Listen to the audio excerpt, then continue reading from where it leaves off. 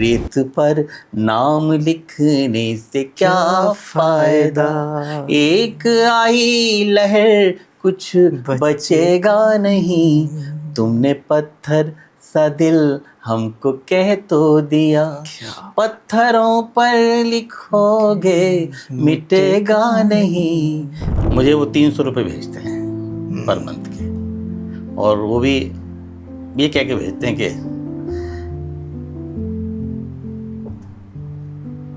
पढ़ो। पहला प्रोग्राम मुझे मिला 15 रुपये का। क्या बात है।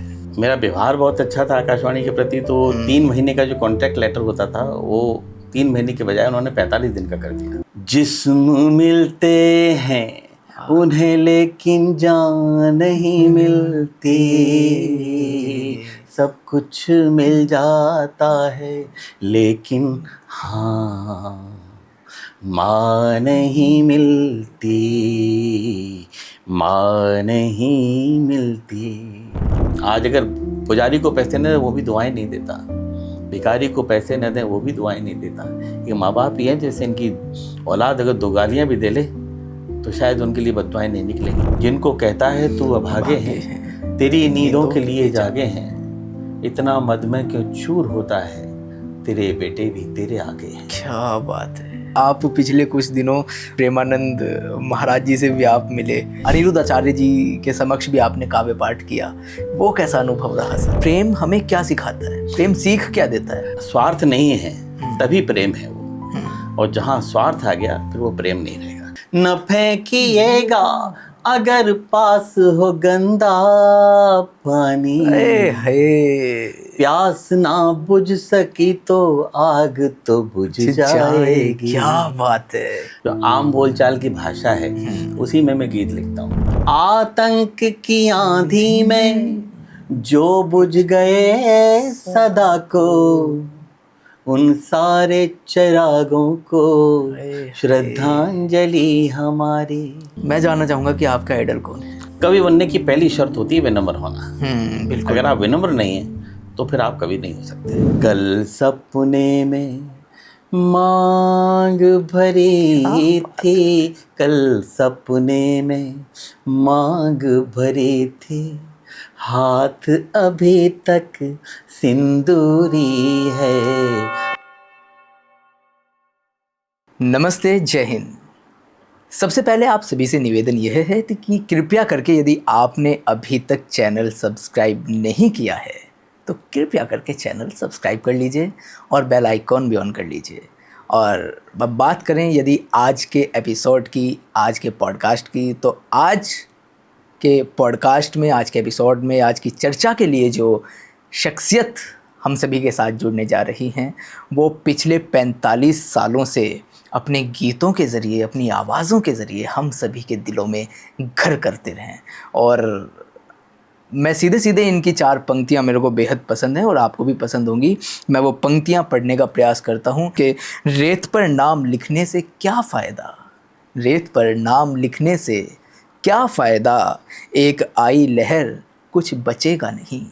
रेत पर नाम लिखने से क्या फ़ायदा, एक आई लहर कुछ बचेगा नहीं, तुमने पत्थर सा दिल मुझको कह तो दिया। तुमने तुमने तुमने पत्थर सा दिल, तुमने पत्थर सा दिल मुझको कह तो दिया, पत्थरों पर लिखोगे मिटेगा नहीं। मैं इसी के साथ स्वागत करता हूं हम सभी के प्रिय, पूरे देश के प्रिय डॉक्टर विष्णु सक्सेना सर जी का। सर बहुत बहुत स्वागत है, बहुत बहुत अभिनंदन है।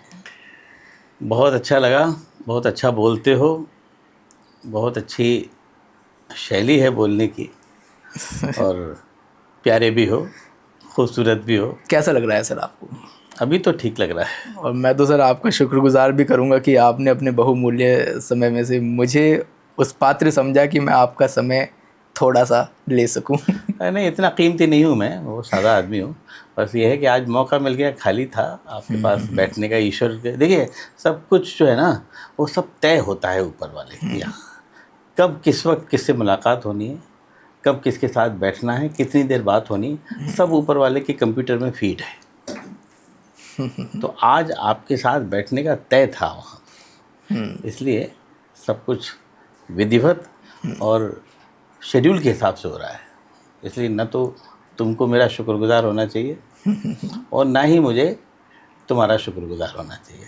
हम दोनों ईश्वर के शुक्रगुजार रहें कि हम एक अच्छे व्यक्ति से मिल रहे हैं, तुम्हारे साथ बैठे हैं, तुम्हारी प्रतिभा से परिचित होंगे आज कि तुम कैसे सवाल करते हो हमसे, कैसे बातचीत करते हो। सर ये तो मैं सच कहूँ तो आपका बड़प्पन ही मैं कहूँगा। नहीं, कुछ नहीं, कोई बड़प्पन नहीं, मैं सच कह रहा हूँ, ये सब ऊपर वाले ने निर्धारित कर रखा है। तो सर मेरे ख्याल से मुझे हम लोगों को आज की चर्चा शुरू वहाँ से करनी चाहिए जहाँ से आपने खुद को पहचानने की कोशिश की कि मैं मंचों पर जाने योग्य हूँ, और 45 सालों से आप मेरे ख्याल से काव्य पाठ कर रहे हैं। तो कैसे लगा कि मंचों पर जाना चाहिए, कैसे खुद को स्थापित किया, कैसे शुरुआत हुई, कविता ने कहाँ से जन्म लिया जीवन में? ये एक साथ बहुत सारे सवाल हैं। हाँ, तो एक एक करके इन सवालों का डिस्कशन। बिल्कुल बिल्कुल। मैं बहुत छोटे से कस्बे सिकंदरा राव का रहने वाला हूँ जी। वहीं के पास एक गांव है शहादतपुर, वहाँ मेरा जन्म हुआ और वहाँ से 5 किलोमीटर दूर सिकंदरा राव छोटा सा कस्बा है, वहाँ मेरे पिता अपनी रोजी रोटी के लिए वहाँ आ गए। वहीं मेरी जो प्रारंभिक शिक्षा थी, पढ़ाई थी, वहाँ वो पूरी हुई, प्राइमरी शिक्षा थी। उसके बाद फिर 12th तक वहीं पढ़े, उसके बाद फिर उदयपुर चले गए पढ़ाई के लिए। अब दूसरा सवाल यह है कि आपको कैसे लगा कि कविता के क्षेत्र में जाना चाहिए। देखिए, जीवन भर हम वो काम करते हैं जो हमारे पिताजी चाहते हैं। पिताजी चाहते थे कि हम डॉक्टर बने, तो साइंस बायोलॉजी लेके डॉक्टर की तरफ मुड़ गए। लेकिन पिताजी यहाँ इस भौतिक पिताजी जो हैं, भौतिक संसार के पिताजी, उनके चाहने से कुछ नहीं होता वही है जो जगत पिता चाहता है। क्या बात है। जगत पिता चाहता था हम कवि बने, तो उसने जो हमारे अंदर कविता के गुण डाल रखे थे, उससे फिर हम कविता की तरफ मुड़ते चले गए। और ये अचानक नहीं होता सब कुछ, ये सब कुछ आपके पैदा होने के बाद तय हो जाता है कि आप क्या बनेंगे। जब तक आपको ज्ञान नहीं होता तब तक आप वो काम करते रहते हैं जो ये संसार चाहता है। जैसे ही थोड़ा सा ज्ञान होना शुरू होता है तब ऐसा लगने लगता है कि हमारे हाथ में कुछ भी नहीं है, ये जो करा रहा है ना कोई और करा रहा है। मैं आपको एक जर्नी बताता हूँ शुरुआत। जी जी जी। मेरे दादाजी चंद्रभान शशि रवि नाम से लिखते थे, बहुत अच्छे लिखते थे, गीत गज़लें लिखते थे। उनको गीता पढ़ने का बड़ा शौक़ था। मेरे चाचा जी यहाँ मेरठ में रहा करते थे, तो फिर हमारे दादाजी कुछ दिन हमारे यहाँ रहते थे, कुछ हमारे चाचा जी यहाँ चले जाते थे, तो वहाँ उनके दोस्त बन गए थे। जब यहाँ आते थे तो उनके दोस्त जो थे, तब मोबाइल तो थे नहीं, तो चिट्ठियाँ लिख के उनके हालचाल पूछते थे, क्योंकि हमारे दादाजी को कविता का शौक़ था। तो उन चिट्ठियों का जो जवाब था वो दादाजी कविता में लिख के दिया करते थे। अब क्योंकि हमारा राइटिंग बहुत अच्छा था उस समय जी, और ये बात है 6ठी या 7वीं क्लास की। तब आपकी उम्र कितनी रही होगी सर? 6 और 5 11 साल लगा लिया। 11 साल। तो दादाजी वो लेटर जो थे, जो जवाब थे, वो हमसे लिखवाया करते थे। अब वो कविता में जब जवाब जा रहा है तो वहाँ से ये मालूम पड़ता रहता था कि ये तुक कहाँ मिल रही है, तुकांत कहाँ मिल रहा है, रदीफ क्या है, कविया क्या है, यूँ मिलते ये उनको देखते देखते हम इतना सीख गए कि हाँ तुक मिलाई जाती है। हाँ, वो मतलब कविता किस प्रकार से लिखी जाती है वो थोड़ा सा ABCD जानते हैं। हाँ, उसकी ABCD। जब दादाजी लिखने हमसे भेजते थे लिखाने के लिए, तो उसके बाद फिर हमारे अंदर भी लगा कि हमें भी कुछ लिखना चाहिए। अब सोचे 11 साल का बच्चा क्या लिखेगा। हाँ, फिर भी थोड़ा बहुत लिखते थे। हमारे शहर में ही एक अखबार निकलता था सविता गौरव नाम का, उसके संपादक हमारे बहुत मिलने वाले थे, तो हम उनके प्रेस में चले जाया करते थे। साप्ताहिक अखबार निकलता था। तो हमने कहा, मैंने कहा संपादक जी एक बार हमारी भी कविता छाप दिया करिए इसमें। हाँ, बोले हाँ छापा करेंगे, चिंता मत कर। तो उनका लगा ये बच्चा क्या कविता लिखता होगा। फिर भी मेरा मन रखने के लिए वो लिखते अगले वाले अंक में छापेंगे तेरे। हाँ, तब तक तो ऐसा करिए अखबार थोड़ा गिन के गड्डी बना दे 100 की। हाँ, तो हम उनके प्रेस में जाके अखबारों की गड्डियाँ बनाते, कंपोजिंग करवाता था, मतलब इधर उधर के काम बहुत करवाते थे। फिर किसी वीक में 1-4 लाइनें हमारी एक तरफ कोने में छाप दीजिए, तो कोई पढ़े भी नहीं। हाँ एक कोना बना देता है बच्चों का कोना, हाँ, वो यूं करके, कॉलम होता हाँ, है एक छोटा सा। छाप दी। हाँ तो इस तरह 2-3 हफ्तों में जब छपी तो हमको शौक चल रहा है कि हम तो बहुत अच्छा लिख सकते हैं। तो एक दिन हम जा रहे थे, हाथ में कागज़ था हमारे, तो हमारे दादाजी बोले कि कहाँ जा रहे हो विष्णु बाबू। तो हमारे दादाजी बड़े तहजीब और तमीज़ के थे, तो छोटों से भी बाबू कह के बोलते थे, मतलब उनको आदर भाव देते थे। कहाँ जा रहे हो विष्णु बाबू? मैंने कहा बाबा हम जा रहे हैं कविता छपवाने। बोले तुम कविता छपवाने जा रहे हो? मैंने कहा हाँ। वो दिखाओ जरा कैसी तो कविता उन्होंने है। कहा कि पहले चेक हाँ, कराओ। हाँ दिखा दो कैसी है। तो उन्होंने हाथ से कागज़ लिया, पढ़ा, बोले ये कविता है। तो उन्होंने हमें डांटा, बोले खबरदार जो किसी अखबार वाले के पास अपनी कविताएं छपवाने के लिए गए। अपने अंदर वो एबिलिटी, अपने अंदर वो गुण काबिलियत पैदा करिए कि अखबार वाले आपके पास आए कि आपकी विष्णु जी आपकी हमको छापनी कविताएं है। चाहिए। हाँ। तो वो हमारा पहला टर्निंग पॉइंट था। ओ, उसके बाद फिर हम कभी नहीं गए। फिर हमने 6ठी क्लास पास किया, 7वीं किया, 8वीं किया, 10th में आके हम थोड़ा बहुत लिखने लगे, लेकिन फिर भी छपने छपाने का कोई मतलब नहीं था। इंटर में आके हमने हल्की सी 2-4 कविताएं लिखी, लेकिन हमको गाने का बहुत शौक था। कविताएं गाने का नहीं, गाना, भजन, भजन, हाँ गीत भजन गाने का बहुत शौक था, क्योंकि हमारे ख़ानदान में है ये, हाँ खून में है। हमारे चाचा जी क्लासिकल, डॉक्टर प्रेम प्रकाश जौहरी जो मेरठ में रहते थे, वो क्लासिकल के मास्टर आदमी थे। क्या बात है। आरजी कॉलेज में हेड ऑफ द डिपार्टमेंट थे हिंदी के। तो वो खून में थी हमारे संगीत। तो वो संगीत का गुण जो है हमको आगे तक ले गया। क्या बात है। फिर मेडिकल कॉलेज में सिलेक्शन हो गया, पढ़ाई करने लगे वहाँ उदयपुर जाके। तो जब उदयपुर गया तो फर्स्ट ईयर में जब मेरा एडमिशन हुआ, तो फर्स्ट ईयर का जो स्टूडेंट होता है बहुत दबा कुचला सा होता है, और मेडिकल लाइन में रैगिंग होती है। तो बिल्कुल, बहुत सर नीचे थर्ड बटन पे पुराने ज़माने में तो होती थी, अब तो कहीं ना कहीं बहुत सारा उसको थर्ड बटन पे आई होने चाहिए, कम कर दिया है। यूँ करके जाइए, यूँ करके आइए। तो पहले साल एनुअल फंक्शन हुआ, जूनियर बच्चे जो थे हम जैसे, वो सबसे आगे बैठा दिए, मतलब प्रोफेसर के वगैरह के पीछे। उसके बाद सब सीनियर वगैरह बैठते थे। तो जब स्टेज पर परफॉर्म कर रहे थे हमारे कल्चरल सेक्रेटरी, तो बहुत देर से अपने गाने वाने गा रहे थे, हम सुन रहे थे। तो हमारे जो सीनियर थे, कुछ सीनियर जो हमारे शहर के थे, जिनका नाम लेना चाहूँगा मैं, शशिकांत गर्ग थे और उपेंद्र कुमार थे, ये लोग मुझे जानते थे पहले से। तो इन्होंने कहा कि यार विष्णु तू भी एक कविता पढ़ दे, एक गीत गा दे। तो हमें डर लगा कि हम जो हमारे सीनियर हैं कहीं हमको डांटे ना, कि फर्स्ट ईयर में आके तुम स्टेज पे कैसे चढ़ गए। खैर उन्होंने ज़बरदस्ती हमको जबरन मंच पर भेज दिया। तो जो हमारे 4th क्लास के सीनियर थे, 4th ईयर के, हमने कहा कि मैंने बहुत ज़रा हारमोनियम को प्ले कर दीजिए। तो उनको लगा कि ये बच्चा पहली साल में है और अगर बाय द वे इतना अच्छा गा दिया तो मेरा सिंहासन हिल जाएगा। क्या बात। तो उन्होंने कहा नहीं मैं तो नहीं बजा पाऊँगा, क्योंकि बहुत देर से बजा रहा हूँ, 1.5 घंटा हो गया, उंगलियाँ दर्द कर रही हाँ दर्द कर रही हैं। अब बॉस से ये भी नहीं कह सकते थे कि नहीं आपको बजाना पड़ेगा। तो मैंने कहा बहुत, ये तबले वाले से कह दीजिए यही थोड़ा सा प्ले कर दे, मैं बिना हारमोनियम के गा लूँगा। वो तबले वाला भी उन्हीं का आदमी था, तो उसने भी मना कर दिया। वो ज़िंदगी का दूसरा टर्निंग पॉइंट था हमारा। जीवन भर जो भजन गाए या कोई कुछ गीत गाए, वो हारमोनियम तबले के साथ ही गाए। तो उस दिन हमने सोचा कि आज बिना हारमोनियम तबले के गाते हैं, होगा जो देखा जाएगा। उस रात जब हमने पहला गीत सुनाया, पूरा हॉल खचाखच भरा हुआ था। क्या बात है। और पहला जो मुखड़ा गीत का मैंने सुनाया तो पिन ड्रॉप साइलेंट हो गया। क्या बात है। उसके बाद दूसरा जो अंतरा पढ़ा मैंने, उसके बाद लोगों थोड़े से सीरियस हुए, और तीसरे अंतरे पे तो आके लोगों की आंखों में आंसू आ गए, रोने लगे लोग।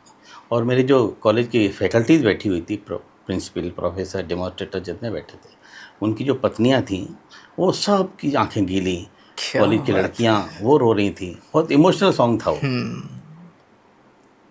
उस दिन मैं उस रात का हीरो हो गया। अब वंस मोर की आवाज़ आई तो वंस मोर पे इतनी हिम्मत नहीं थी कि दोबारा दूसरा गीत पढ़ दें। उस पहले गीत से ही हम तो चमकरत थे।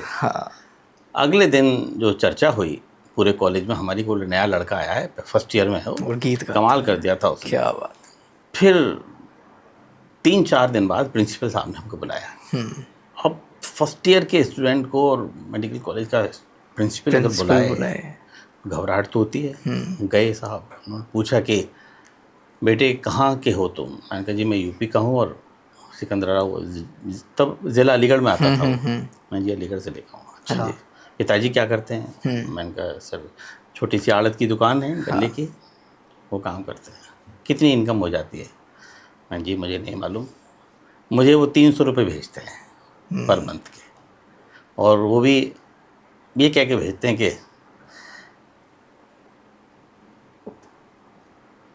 पढ़ो। तो रे बेटे बहुत अच्छा गाया तुमने रात को। फीस आराम से भर लेते हो? मैं जी अभी तक तो भर रहे हैं। तो बोले हम तुम्हारी आधी फीस माफ़ करते हैं। क्या बात है।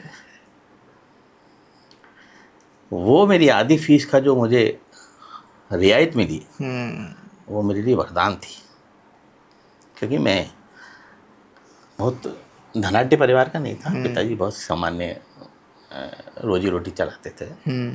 अब क्योंकि इच्छा थी उनकी कि मैं बेटा एक डॉक्टर बने, इस बहाने उन्होंने भेज दिया।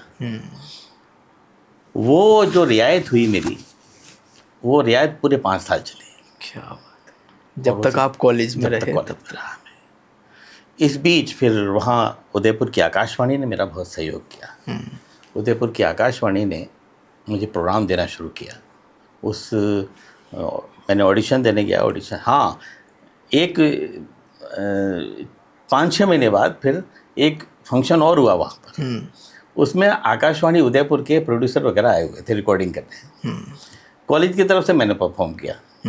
वो जो प्रोड्यूसर थे मिस्टर इकराम राजस्थानी और इंद्र प्रकाश श्रीमाली जी, उन्होंने मुझे सुन के बहुत प्रभावित हुए। बोले बेटे कल आकाशवाणी आना।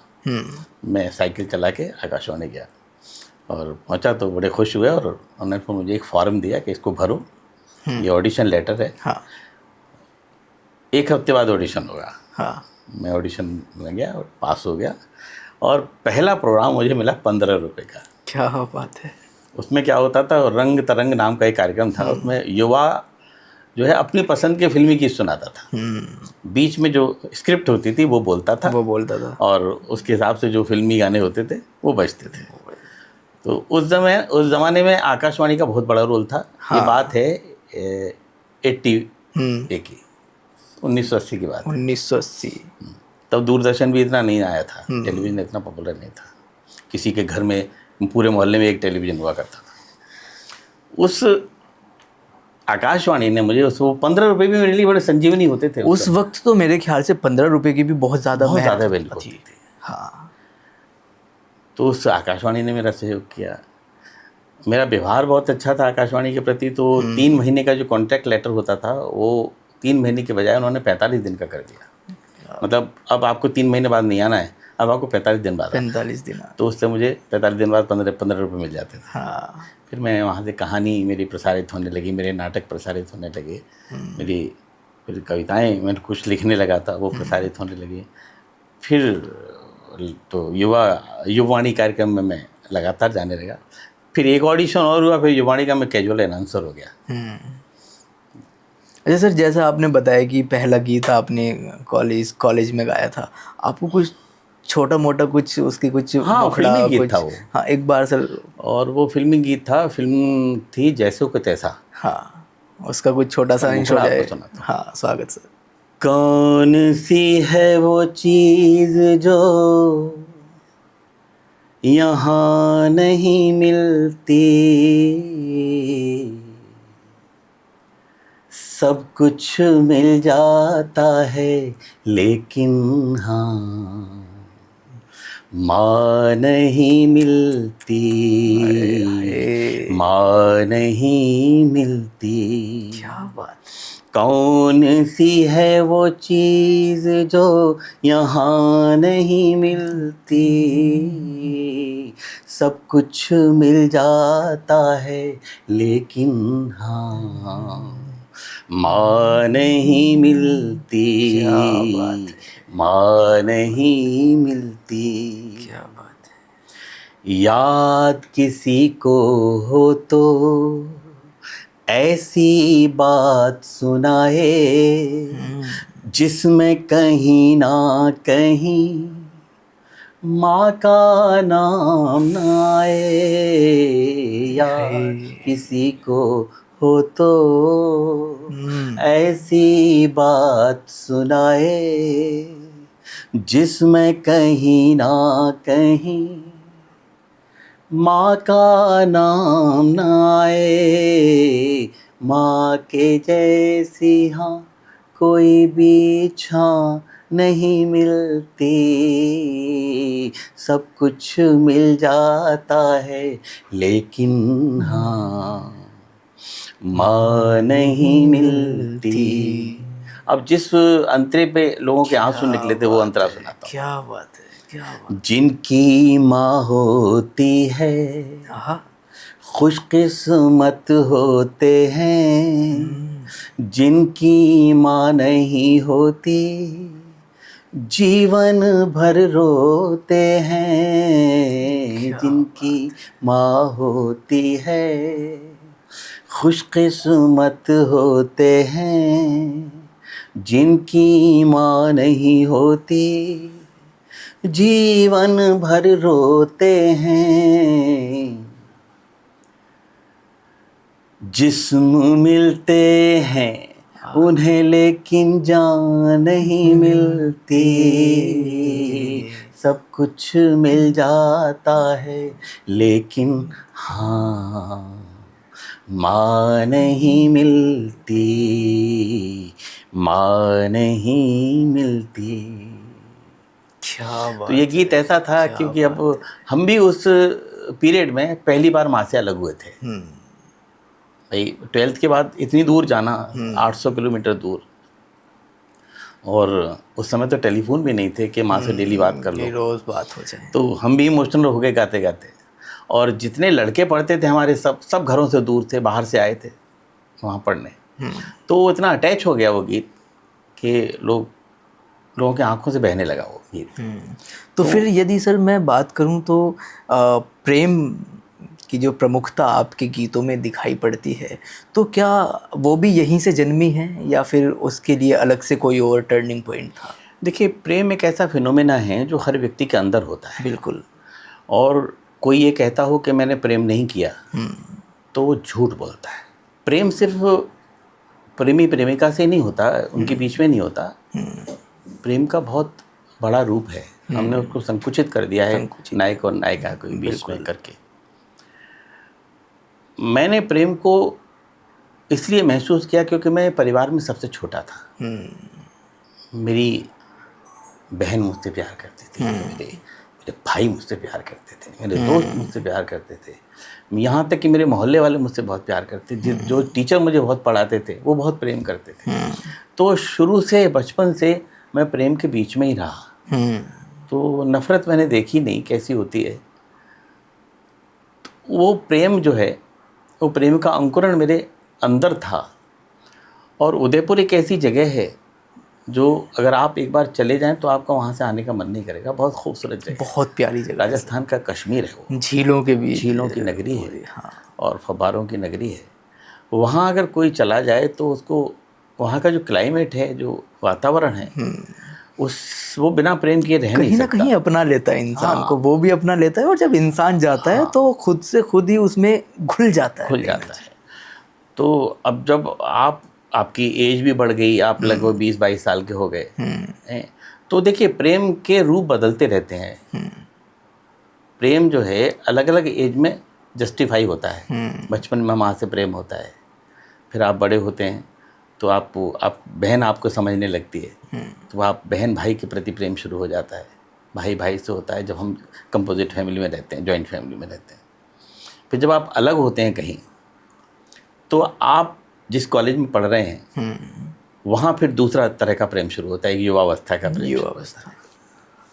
तो वो प्रेम आदमी को संवार भी देता है और बिगाड़ भी देता है। अब मैं कहूँ कि उस प्रेम के कारण ही सारी कविताएं लिखी गई हैं, ऐसा भी नहीं है। लेकिन हाँ, ये कहूँगा कि प्रेम हर व्यक्ति करता है और प्रेम के बिना कोई व्यक्ति रह भी नहीं सकता। लेकिन मेरे ख्याल से समझ कोई कोई पाता है। हाँ, समझ कोई कोई पाता है। जिसने समझ लिया वो फिर उसको फिर दूसरी चीज़ समझने की ज़रूरत नहीं है। अगर उसने प्रेम को सही मायने में समझ लिया है तो फिर वो न तो किसी हिंसा की तरफ मुड़ेगा, न किसी नफ़रत की तरफ मुड़ेगा, और वो प्रेम धीरे धीरे करके उच्च शिखर तक जाएगा और आध्यात्म में बदल जाएगा। यदि मैं आपसे पूछूं तो प्रेम हमें क्या सिखाता है? प्रेम सीख क्या देता है? प्रेम सीख देता है हम एक दूसरे से मिल के रहें, हाँ, हम दूसरे से प्यार करें, हम दूसरे से एक दूसरे से मोहब्बत करें, किसी से नफरत न करें। प्रेम जोड़ने की बात करता है। लेकिन यदि मैं आज के दौर की बात करूं तो आज के दौर में प्रेम की क्या परिभाषा है? जैसा कि आप देख रहे हैं अभी हाल ही में रिश्ते किस स्तर तक जाकर के ख़त्म हो जाते हैं, कहाँ जाकर के क्या नया मोड़ ऐसा आ जाता है कि वहाँ पे जाकर रिश्ते ख़त्म हो जाते हैं। पहले प्रेम भी उसी से होता है और फिर उसके बाद एक ऐसे मोड़ पर उस प्रेम को ताक कर देना जो प्रेम की परिभाषा को ही बदल देता हो। देखिए, प्रेम जो होता है वो स्वार्थ रहित होता है। अगर स्वार्थ नहीं है तभी प्रेम है वो, और जहाँ स्वार्थ आ गया फिर वो प्रेम नहीं रहेगा। इस समय के प्रेम चल रहे हैं ना, वो स्वार्थ से लबालब हैं। किसी को देह का प्रेम है, वो सिर्फ देह पाना चाहता है। देह मिल गई, उसके बाद उसको काट के 36 टुकड़ों में बोरी में बंद करके बहा दिया। मेरा एक मुक्तक है बहुत अच्छा, हाँ स्वागत है। उसको आप कह सकते हो कि अगर हम सामाजिक प्रेम की तरफ ले जाएं, पारिवारिक प्रेम की तरफ ले जाएं तो बहुत सटीक बैठता है। बिल्कुल बिल्कुल बिल्कुल। शाख रिश्तों की अगर टूट के झुक जाएगी, शाख रिश्तों की अगर टूट के झुक जाएगी, प्यार की बहती हुई ये नदी रुक जाएगी।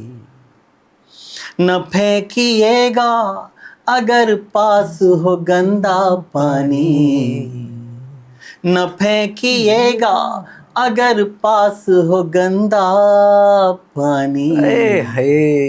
प्यास ना बुझ सकी तो आग तो बुझ जाएगी। क्या बात है, प्यास ना बुझ सकी तो आग तो बुझ जाएगी। जिंदाबाद। तो मैं जो नए युवा प्रेमी हैं उनसे भी ये कहता हूँ कि अगर आपने एक बार प्रेम कर लिया है तो उसको नफरत की बिंदु तक मत ले जाइए। अगर परिवार में भी अगर प्रेम है, भाई भाई में अगर प्रेम है, तो अगर भाई किसी बात पर नाराज़ भी हो रहा है तो उसे मना लीजिए, क्योंकि भाई अगर चला गया तो आप कहीं के नहीं रहेंगे। न फेंकिएगा अगर पास हो गंदा पानी, प्यास ना बुझ सकी तो आग तो बुझ जाएगी। भाई अगर बहुत ज़्यादा काम नहीं आया तो एक बार को पीछे तो खड़ा रहेगा आपके। सही बात। किसी की हिम्मत नहीं है कि आपके सामने आके खड़ा हो जाए, आपसे कोई दो बातें भी कह जाए, आपको डांट दे, फटकार दे, आपकी कुछ चीज़ छीन सके, डरेगा कि इसका भाई पीछे है। भाई और बाप से बड़ी इंसान की कोई ताकत नहीं। इसलिए रिश्तों को बहुत संभालने की ज़रूरत है। मोहब्बत बहुत अच्छी चीज़ है, इतनी शानदार चीज़ है, इसके मुकाबले की कोई चीज़ नहीं है। अगर आप एक बार जुड़ गए तो आप जुड़ जाएंगे, बस शर्त यही है स्वार्थ नहीं होना चाहिए। तो सर जैसा आप मेरे ख्याल से 1980 से आप लिख रहे हैं और आज बात करें तो 2025 के दशक में हम लोग जी रहे हैं, तो वहाँ से और यहाँ तक का तकरीबन 40 से 45 सालों का आपका सफ़र रहा है। तो प्रेम पर आपने लिखा, कभी ऐसा नहीं लगा कि दूसरी तरफ भी जाना चाहिए, बाकी चीज़ों पर भी थोड़ा सा लिखना चाहिए, या फिर कहीं कभी ऐसा विचार आया हो कि अब प्रेम बहुत हो चुका, अब कुछ और लिखने का विचार आया हो मन में? नहीं, ऐसा नहीं। हम जो ज्वलंत समस्याएं होती हैं हम उन पे भी लिखते हैं, खूब लिखा है मैंने, लेकिन मंचों पे इसलिए नहीं सुना पाते कि एक आपका ब्रांड बन जाता है, एक छवि बन गई कि आप विष्णु सक्सेना प्रेम के कवि तो वही सुनाएंगे।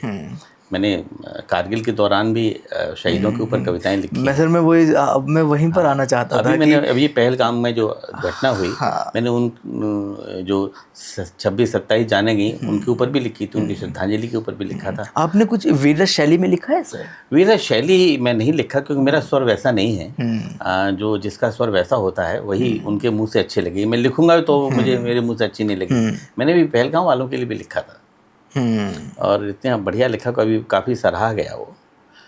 लिखा था कि दिन हो गया है गुमसुम, मन रात का है भारी। ये नफरत का ही परिणाम था। बिल्कुल। दिन हो गया है गुमसुम, मन रात का है भारी। लो मौत फिर से जीती और जिंदगी है हारी। आतंक की आंधी में जो बुझ गए सदा को, आतंक की आंधी में जो बुझ गए सदा को, उन सारे चिरागों को श्रद्धांजलि हमारी। उन सारे चिरागों को श्रद्धांजलि हमारी। तो हमारा स्वर ऐसा है सॉफ्ट, तो हम उसी हिसाब से लिख पाते हैं। सबकी अलग अलग शैली होती है। मेरी शैली वैसी नहीं कि मैं दहाड़ूं या उस शैली में बात करूं। मेरी सॉफ्ट है तो सॉफ्ट लहजे में बात कर लेता हूँ। अच्छा सर, आप प्रेम आप लिखते हैं, श्रृंगार लिखते हैं, लेकिन उनमें जब आप बहुत से ऐसे शब्दों का इस्तेमाल करते हैं कि मैं यदि थोड़ा सा रिसर्च करके यदि थोड़ा बहुत कुछ लिख पाया हूँ, यदि मैंने सही लिखा है कि आपके बहुत एक गीत है आपका कि जैसे द्वार के सती हैं, या फिर यदि मैं कह दूँ कि आओ मेहंदी महावर की शादी करें, तो क्या मतलब आज का युवा उसी मन से सुनता है या वहाँ तक ये चीज़ें पहुँच जाती हैं, वो समझ जाता है? देखिए, प्रेम के आवेग वही होते हैं। हाँ। उम्र भले ही बदल जाए। हाँ। और आज का युवा जो है भले ही इंग्लिश मीडियम से पढ़ के आया है, लेकिन वो समझता तो है। अगर कुछ चीज़ नहीं समझ में आती तो आजकल के जो नए बच्चे हैं वो हमसे आके बाद में पूछ भी लेते हैं, सर ये महावर क्या होता है? तो क्योंकि उसकी माँ ने कभी लगाया नहीं महावर। हाँ, क्योंकि आजकल की बच्चियां जो है कहाँ लगाती है महावर। सही बात है। तो जानते ही नहीं महावर क्या होता है। जब उसको बताया जाता है कि पैरों में लगाया जाता है, सुहाग का प्रतीक है, तो उसको ढंग से बता देते तो समझ लेता है वो ये बात। हाँ। फिर उसका अलग तरीके से आनंद लेता है। तो नए बच्चों पे हम कोई दोषारोपण नहीं कर रहे, क्योंकि उनकी अब पढ़ाई ऐसी है, क्या करें। लेकिन फिर भी वो कविता की तरफ रुचि रखते हैं और कविता सुन रहे हैं, और सुनने के बाद उनके अंदर किसी शब्द के प्रति जिज्ञासा हो रही है तो आके पूछ भी रहे हैं, फिर उस गीत का बड़ी बात भी है सर। हाँ, कि, बड़ी बात कि है। जागरूकता है नए बच्चों में। लोग मतलब बच्चे सुन, और ख़ास तौर पर आपको यदि मैं ज़्यादातर सुनता हूँ तो कॉलेजेस में सुनता हूँ। हाँ। कि कॉलेज के मंचों पर या ऑडिटोरियम में, जहाँ पर श्रोता गणों के रूप में बहुत ही युवा अवस्था के लोग होते हैं, है ना, तो उसमें कहीं ना कहीं उस दर्जे का गीत सुनना, इतने प्रभावशाली शब्द इस्तेमाल करना जो आज के दौर में बहुत ही कम सुने जाते हैं, और साहित्य ही मेरे ख्याल से परोस रहा है। यदि बॉलीवुड की तरफ जाएं तो क्या फूहड़ता है, क्या इस तरह बॉलीवुड का वो हम सभी के सामने है। तो ये बड़ी बात हो जाती है। हाँ, कि वहाँ से जुड़ पाना, और आप तो मेरे ख्याल से पूरा बांध देते हैं माहौल में। वो बंद इसलिए जाता है कि हाँ। मैं बहुत सरल लिखता हूँ। हाँ, बहुत सादा लिखता हूँ, क्योंकि मेरी भाषा, मैं कि हिंदी का बहुत बड़ा विद्यार्थी तो हूँ नहीं, क्योंकि मैंने PhD की हुई हिंदी में। हाँ। मेडिकल लाइन का आदमी हूँ, इसलिए जो आम बोलचाल की भाषा है उसी में मैं गीत लिखता हूँ। और जो आम बोलचाल की भाषा में कोई चीज़ लिखी जाएगी तो आम आदमी तक पहुँचेगी, वो कनेक्ट होगा हैं। तो जब वो कनेक्ट होता है तो सीधे सीधे जो बात मेरे दिल से निकली उसके दिल तक पहुँचती है। इसलिए वो व्यक्ति जो है, वो बच्चे जो हैं वो समझ जाते हैं, चाहे वो भले इंग्लिश मीडियम से पढ़े हुए हैं। अच्छा सर, आपने अपने गांव से लेकर के आपने तकरीबन 14-15 विदेशों की यात्रा आप कर चुके हैं अपने काव्य पाठ के सफ़र में। तो मैं थोड़ा सा काव्य जगत की तरफ आना चाहता हूँ। तो मैं थोड़ा जानना चाहता हूँ कि जो मंचों की गुट नीति होती है, जो मंचों की राजनीति होती है, उसके विषय में थोड़ा सा बताएं। वो किस प्रकार से होती है, क्या होता है? तुम जिधर मुझे ले जाना चाह रहे हो, मैं उधर जाऊंगा नहीं, लेकिन हाँ ये जरूर कहूँगा, जब आपने गुटबाजी की बात की है कि मंचों पे गुटबाजी होती है, कहाँ नहीं है गुटबाजी? कौन से क्षेत्र में गुटबाजी नहीं है? अगर गुटबाजी हमारे मंच पे भी है तो कुछ में बुराई क्या है? अगर एक ग्रुप बना के कोई काम किया जा रहा है, एक ही मन के लोग हैं उसमें, तो उसका जो आउटपुट होगा बहुत अच्छा निकलेगा। और अगर उसी ग्रुप में दो व्यक्ति इस गुट के हैं, दो व्यक्ति उस गुट के हैं, दो व्यक्ति उस गुट के हैं, तो वो अपनी अपनी चलाएंगे। फिल्म लाइन में भी जब एक राज कपूर जब फिल्म बना रहे हैं तो उसमें शैलेंद्र ही होंगे गीत लिखने वाले, सचिन देव बर्मन ही संगीतकार होंगे, मुकेश ही गाएंगे। अब वो कोई सी भी फिल्म से एक ग्रुप है, तो एक ग्रुप में जब कोई काम होता है तो बहुत बढ़िया आउटपुट निकल के आता है। अगर हमारी कविता के क्षेत्र में भी गुटबाजी है तो इसमें मैं इसको बुरा नहीं मानता, क्योंकि हम एक मन से अगर एक जगह बैठे हैं 2-2.5-3 घंटे, तो हमको मालूम है कि कितनी देर कविता पढ़नी है। अगर हमारा जो कैप्टन है वो चाहता है कि आप 10 मिनट पढ़ें, क्योंकि हमको 1.5 घंटा मिला है और 1.5 घंटे में हमको 6 कवि पढ़ने हैं, तो वो अगर कहेगा वही फला तुम 10 मिनट पढ़ना, अगर कोई दूसरे गुट का उस समय माइक पे होगा तो वो 10 मिनट नहीं पढ़ेगा, वो और पूरा 40 मिनट पढ़ेगा जो उसके पास है। उसे कोई मतलब नहीं, पीछे 5 कवि हैं। तो इसलिए ग्रुप में रहने में कोई बुराई नहीं है। हाँ, अगर देखिए कोई भी काम हो सृजनात्मक हो, विध्वंसात्मक नहीं होना चाहिए। हम अगर उस लहजे में कोई काम कर रहे हैं तो अच्छा लगेगा। और ग्रुपबाजी तो देखिए सब जगह चलती है, पत्रकारिता में भी गुटबाजी है, बिल्कुल ऑर्केस्ट्रा में भी गुटबाजी। हाँ, देखिए वो राजनीति तो हर जगह है। राजनीति एक ऐसा वायरस है कि यदि कोई एक तरीके से मान ले 4 मजदूर कोई कार्य कर रहे हैं तो उनके बीच में भी होती है। जी 4 भाई हैं परिवार में, तो उनमें राजनीति होती है, उनकी बहुओं में राजनीति होती है। लेकिन सर कभी जैसे आप तो मेरे ख्याल से आप तो आते भी वरिष्ठ कवियों में से हैं। हाँ, वो गए जब हैं। आप नहीं हो नहीं गए हैं, खुद को आपने उस काबिल बनाया है, ठीक है, कि आप वरिष्ठ कहने योग्य बन गए हैं, है ना, आपने वो आपके अंदर वो काबिलियत लोगों तक पहुंचाई है। हाँ, बहुत अजीब सा लगता है कभी कभी, है ना, कि जैसे कि इधर इटावा की नुमाइश थी। मैंने उस इटावा की नुमाइश में कभी शुरुआत में कविता पाठ किया आज से 30-35 साल मैं वहीं आना चाहता हूँ सर, कि जैसे आप वरिष्ठ कवियों में से आते हैं और वरिष्ठ कवियों में से जब कवि मंच पर रहते हैं तो उनको मेरे ख्याल से सबसे बाद में पढ़वाया जाता है। तो क्या जब 6 कवि 7 कवि 8 कवि पढ़ चुके होते हैं और जब एक वरिष्ठ कवि सबसे अंत में आता है, तो क्या उस कवि तक, उस कवि को सुनने के लिए उतनी भारी तादाद में श्रोतागण बैठे रहते हैं जितनी भारी तादाद में सबसे पहले कवि के लिए बैठे रहते हैं? और यदि बैठे रहते हैं या नहीं भी बैठे रहते हैं तो उस वक्त क्या मन में मतलब चलता रहता है, कि क्या हालत होती है मन में? देखिए ये तो वरिष्ठता का एक दंड है। हाँ, लोकप्रियता के दंड होते हैं। हाँ, वरिष्ठ हैं तो उस हिसाब से सीनियरिटी के हिसाब से आपको बाद में पढ़वाया जाएगा। और वो बात तो नहीं रहती जो शुरुआत में होती है, जो जितने श्रोता 8 बजे हैं वो 12 बजे तक नहीं रुक पाते, तो अपने अपने पसंदीदा कवियों को सुन के चले जाते हैं। हाँ। अब जो मेरी पसंद के, जो मुझे पसंद करते हैं वो तो बैठेंगे, चाहे वो 12 बज जाए चाहे 2 बज जाए। कुछ लोग फिर भी निकल जाते हैं। तो लेकिन हाँ, कसक तो रहती है कि जो जिस समय पूरा हॉल भरा हुआ था, शायद उस समय हम कविता पाठ करते कितना अच्छा लगता। लेकिन आप ये सोचिए वो सुख आप पहले ले चुके हो। हाँ, जब आप जूनियर थे, हाँ, कभी हमने भी वो सुख ले लिया है आपने। अब वरिष्ठता का सुख लीजिए। है, ज़रूरी नहीं आपको पूरा हॉल खाली मिले, हॉल भरा हुआ मिले। अब जितने श्रोता हैं वो आप सिर्फ आपको ही सुनने बैठे हैं, इसलिए आपको अपने उन श्रोताओं से रूबरू होना है। पहले तो आप भीड़ से रूबरू होते थे, अब क्रीम से रूबरू हुई है। पहले दूध से रूबरू होते थे, बाद में तो क्रीम, अब क्रीम खाइए। बिल्कुल बिल्कुल बिल्कुल। तो वो भी सुख है अपना अपना। लेकिन हाँ, कभी कभी क्या होता है कि माहौल ख़राब हो जाता है तब। लेकिन मंच पे जो पॉलिटिक्स होती है ना, वो दुखी करती है। आपको जानबूझ के, जब को मालूम है कि भाई किसी को जल्दी जाना है और आप जल्दी भेज नहीं रहे उसको। अब जैसे नीरज जी थे हमारे, नीरज जी के साथ वरिष्ठता कभी काम नहीं आई।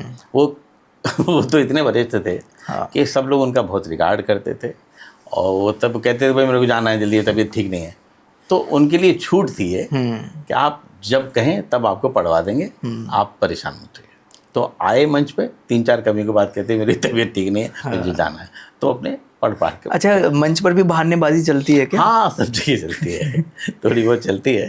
और कुछ लोग तो अभी भी करते हैं हमारे यहाँ।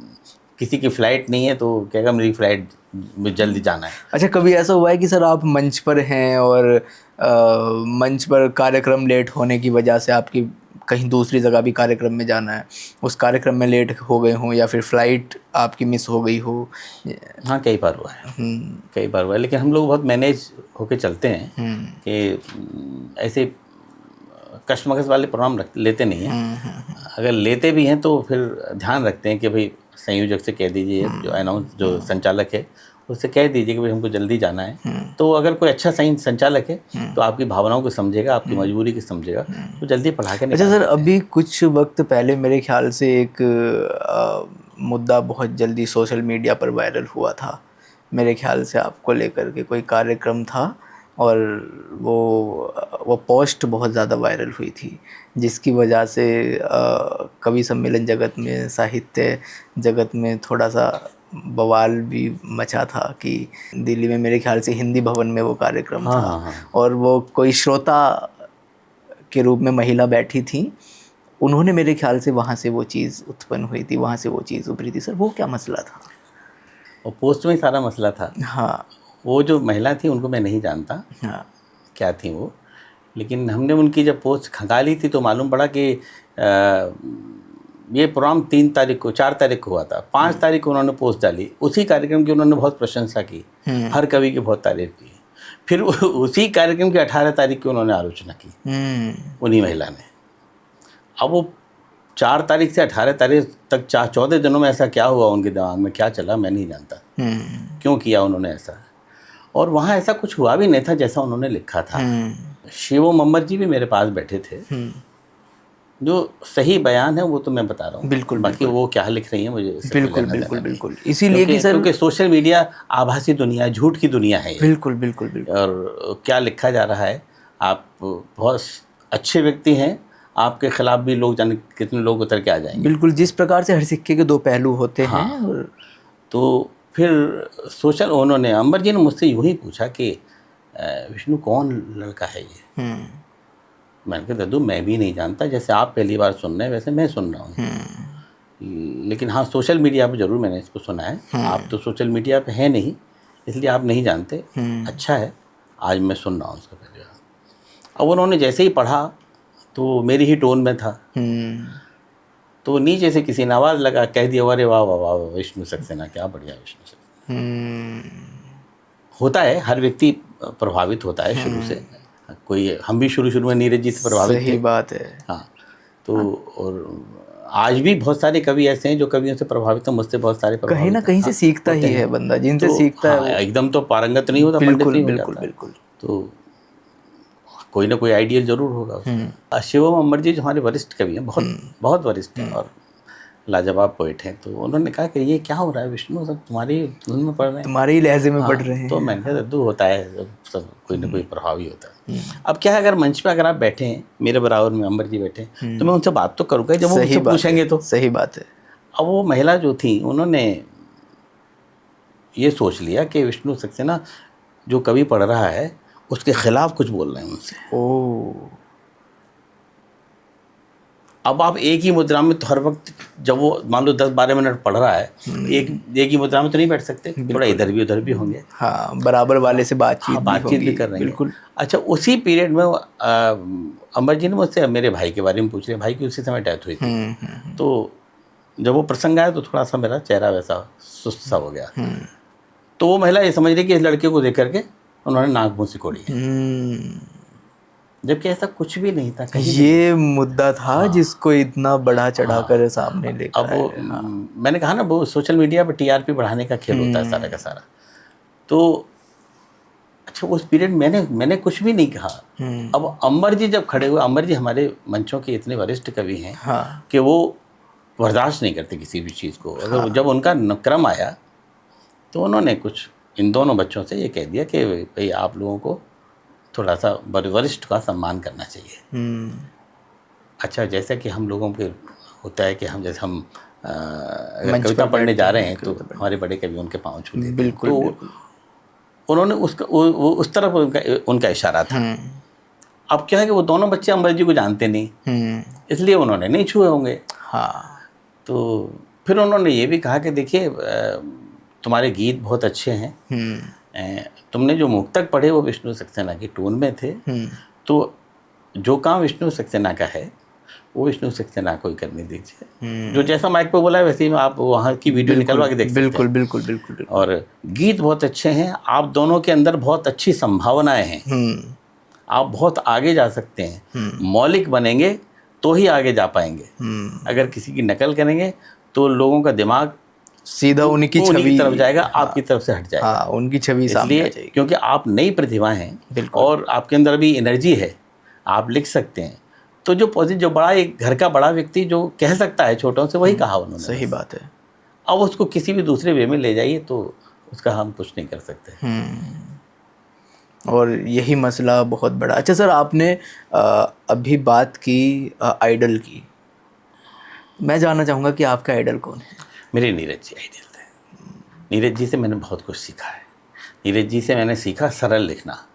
नीरज जी ने बहुत सरल लिखा और इसलिए वो जनता से कनेक्ट रहे। हर व्यक्ति उनको पसंद करता था, हर व्यक्ति उनको सुनना चाहता था। उसके बाद मैं प्रभावित रहा डॉक्टर कुंवर बेचैन जी से। कुंवर बेचैन जी स्वभाव के और आदत के इतने गजब के व्यक्ति, उन जैसा हमारी इंडस्ट्री में कोई भी विनम्र व्यक्ति नहीं था। बहुत अच्छा लिखते थे और जैसा लिखते थे वैसा ही उनकी कविताओं में दिखता भी था। कवि बनने की जो मैंने सीखा बड़ों से, मैं अब कनिष्ठों से तो नहीं कह सकता क्योंकि वो पता नहीं किस वे में ले जाएं, लेकिन जो मैंने बड़ों से सीखा, उन्होंने कहा कि कवि बनने की पहली शर्त होती है विनम्र होना। बिल्कुल। अगर आप विनम्र नहीं हैं तो फिर आप कवि नहीं हो सकते। इसलिए अपने अंदर की विनम्रता को नष्ट मत करिए। विनम्र रहेंगे तो आपकी कविताओं के भाव जो हैं बड़े कोमल आएंगे। आप अपने वरिष्ठों का सम्मान करिए, अपने बड़ों का सम्मान करिए, माता पिता का सम्मान करिए। देखिए वो आपका परिवार है, घर का जो माता पिता वाला। जब आप दूसरी दुनिया में आए तो ये भी आपका एक परिवार बिल्कुल है। परिवार है, बिल्कुल बिल्कुल जाहिर है। जब आप सीखेंगे नहीं, एक देखिए हम एक सिस्टम से आए हैं, बिल्कुल। और अब जो पीढ़ी आ रही है वो एक सिस्टम से नहीं आ रही है। उसको वो सोशल मीडिया की सोशल मीडिया का कोख से बहुत पैदा होकर आ रहे हैं। बिल्कुल, तो बिल्कुल। उनको ये पता नहीं, उनकी गलती नहीं बेचारों की। उनको पता नहीं कि क्या होता है सिस्टम, कौन वरिष्ठ होता है, कौन कनिष्ठ होता है, उनको कोई मतलब नहीं। उसको बस उनके सोशल मीडिया पे जितने फॉलोअर्स हैं, लाइक हैं, वो उनका श्रोता वर्ग है जो कमेंट आ रहे हैं। लेकिन अच्छा पढ़ने के लिए अच्छे और वरिष्ठ कवियों को सुनना भी ज़रूरी है और पढ़ना भी ज़रूरी है। वो पढ़ना पड़ेगा, पढ़ना तो पड़ेगा, लेकिन हम कहीं ना कहीं पढ़ने से ही बच रहे हैं आज के दौर में। सफलता का कोई शॉर्टकट नहीं है, मेहनत तो करनी पड़ेगी आपको। नहीं, कहीं ना कहीं यदि देखा जाए तो किताबी दुनिया से कहीं ना कहीं आज का युवा वर्ग जो है वो बच रहा है मेरे ख्याल से। नई पीढ़ी बड़ी भाग्यशाली है कि उसके हिस्से में यूट्यूब आया है।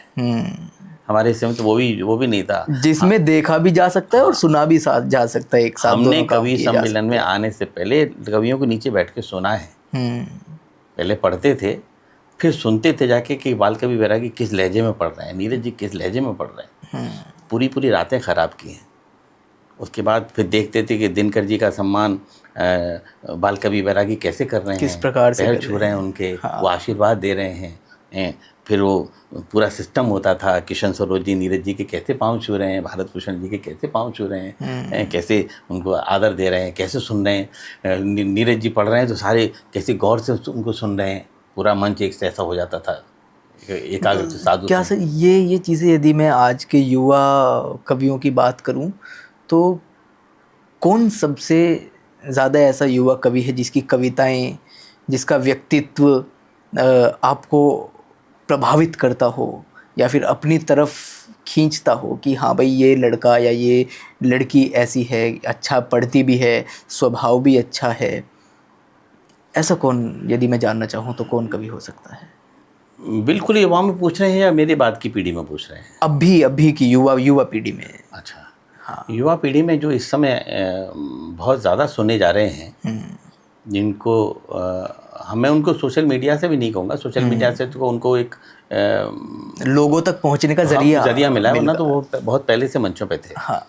एक समय होता है व्यक्ति का उभरने का, तो समय आ गया उनका। बिल्कुल। स्वयं श्रीवास्तव बहुत अच्छा लिख रहे हैं और बहुत अच्छा पढ़ भी रहे हैं, और उनका मेरे प्रति तो व्यवहार विनम्र है। बाकी औरों की तरह लिए मैं नहीं जानता। मुझसे बहुत प्रेम से बात करते हैं, बहुत विनम्र रहते हैं और लिखते बहुत अच्छा है। उनके इस समय बहुत अच्छी फॉलोइंग है, लोग उनको सुनने के लिए बैठे रहते हैं। मणिका दुबे दीदी उनके साथ गाते हैं। तो हाँ, मनिका बहुत अच्छा लिखते हैं। उनका स्वर के मामले में बहुत गजब का मामला है उनका, बहुत अच्छा पढ़ती है। मनु वैशाली जी के विषय में आप क्या कहेंगे? मनु वैशाली बहुत अच्छा पढ़ती है, बहुत अच्छा पढ़ती है। और यदि मैं आपके ही मतलब जो आपके साथी सहपाठी या फिर आपके जो उम्र के लोग हैं या फिर आप के ज़माने के, यदि मैं बात करूं आपके ज़माने के लोग हैं, तो उनमें आप मेरे किसको ज़माने देखना के चाहेंगे? जो हमारी से जस्ट बात की जो पीढ़ी थी उसमें बलराम श्रीवास्तव बहुत अच्छे पोइट हैं। जो गीतकार को अगर कहूँ तो उन्होंने बहुत अच्छा लिखा है और बहुत अच्छा पढ़ते हैं। और सज्जन इतने हैं, विनम्र इतने हैं कि हम अगर कुंवर बेचन जी को उनके बराबर बिठा दें तो मेरे ख्याल से बराबर मामला रहेगा, इतने विनम्र हैं। तो जो विनम्र होगा, जो जिसका व्यवहार अच्छा, वो सबका प्रिय होगा। और हमने अगर ये लोकप्रियता के आड़ में आकर के हमने गर्व करना शुरू कर दिया, घमंड करना शुरू कर दिया, तो फिर वो कभी कला जो है उसमें जंग लगना शुरू हो जाता है। ईश्वर भी माफ़ नहीं करता। ईश्वर का जो आहार है वो घमंड है। आपने गर्व किया तो फिर ईश्वर आपको खा जाएगा। रावण तो कितना विद्वान था। हाँ, वो जहाँ उसने गर्व किया खत्म हो गया। ये लिखा पढ़ा है, मेरा नहीं, मैंने कहने का अपनी तरफ से नहीं मतलब बोला। यही है कि यदि पेड़ बनना है तो बरगद का बनिए, हाँ, झुकना जिसकी चाहिए। शाखाएं भी जड़ों से मिली रहें। और बशीर बद्र साहब का एक शेर बहुत प्यारा है कि वो कहते हैं कि मेरा ये मशवरा है कि मिजाज अपना बदल लो तुम। मेरा ये मशवरा है कि मिजाज अपना बदल लो तुम, लचक जिनमें नहीं होती वो शाखें टूट जाती हैं। क्या बात है।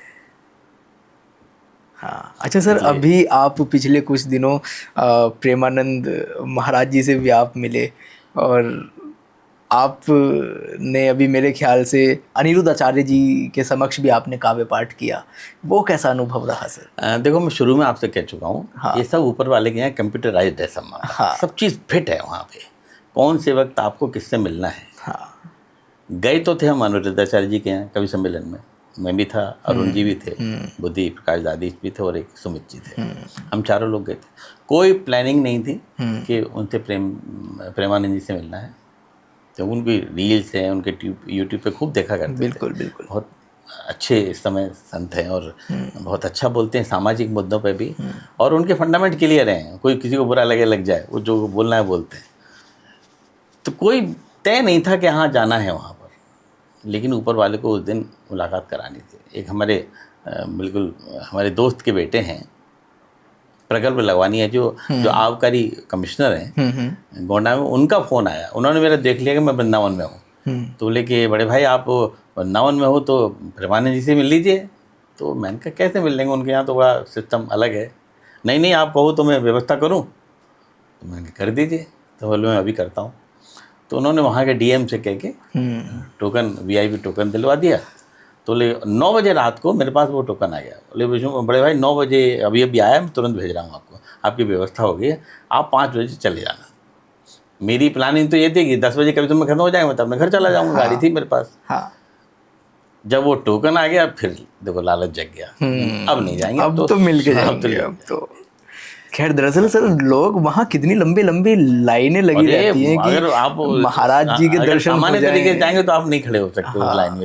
इतनी 2 बजे से लाइन लगना शुरू हो जाती है टोकन की। तो हम गए साहब।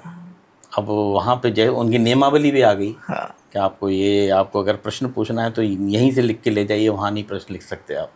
मैंने रात को प्रश्न लिखा जो मुझे पूछना आपका प्रश्न भी था। वो देखा। और अब ये था कि प्रश्न उठेगा कि नहीं उठेगा, लेकिन आप जो कर्म कर रहे हैं ना उसको ईश्वर पे का नाम लेकर के ईश्वर पे छोड़ दीजिए। मैंने प्रश्न लिखा, ईश्वर पे छोड़ दिया कि अब तुम जानो, तुम्हारा काम जाने, उठेगा तो ठीक है, वरना दर्शन तो कर ही लेंगे।